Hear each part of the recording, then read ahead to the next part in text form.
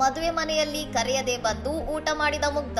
ಹೋಗುವಾಗ ವಧುವಿಗೆ 10 ರೂಪಾಯಿ ಉಡುಗೊರೆ ನೀಡಿದ ವಿಡಿಯೋ ವೈರಲ್. ಅಸ್ಸಾಂನಲ್ಲಿ ನಡೆದ ಮದುವೆ ಸಮಾರಂಭವೊಂದರಲ್ಲಿ ಕರೆಯದೆ ಬಂದಿದ್ದ ಮಾನಸಿಕ ಅಸ್ವಸ್ಥ ವ್ಯಕ್ತಿಯೊಬ್ಬರು ವಧುವಿಗೆ 10 ರೂಪಾಯಿ ಉಡುಗೊರೆ ನೀಡಿ ಹೋಗಿರುವ ಅಪರೂಪದ ವಿಡಿಯೋ ಸಾಮಾಜಿಕ ಜಾಲತಾಣಗಳಲ್ಲಿ ಭಾರೀ ವೈರಲ್ ಆಗಿದೆ. ಮದುವೆ ಮನೆಗೆ ಬಂದಿದ್ದ ಆ ವ್ಯಕ್ತಿ ಅಲ್ಲಿದ್ದ ಇತರ ಅತಿಥಿಗಳೊಂದಿಗೆ ಅತ್ಯಂತ ಶಾಂತವಾಗಿ ಕುಳಿತು ಯಾವುದೇ ಗದ್ದಲವಿಲ್ಲದೆ ಊಟ ಮುಗಿಸಿದ್ದಾರೆ.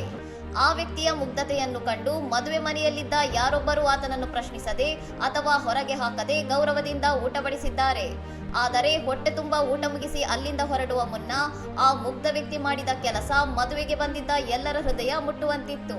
ಆ ವ್ಯಕ್ತಿ ತನ್ನ ಹರಿದ ಜೇಬಿನಿಂದ ಅತ್ಯಂತ ಜಾಗರೂಕತೆಯಿಂದ 10 ರೂಪಾಯಿಯ ಮುದ್ದೆಯಾಗಿದ್ದ ನೋಟನ್ನು ಹೊರಗೆ ತೆಗೆದು ನವವಧುವಿನ ಕೈಗಿಟ್ಟು ಪ್ರೀತಿಯಿಂದ ಹರಿಸಿದ್ದಾರೆ.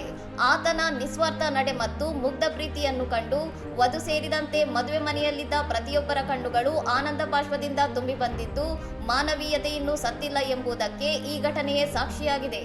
ಇನ್ನಷ್ಟು ಸುದ್ದಿಗಳಿಗಾಗಿ ನೋಡ್ತಾ ಇರಿ ಸೌರಂ ಟಿವಿ.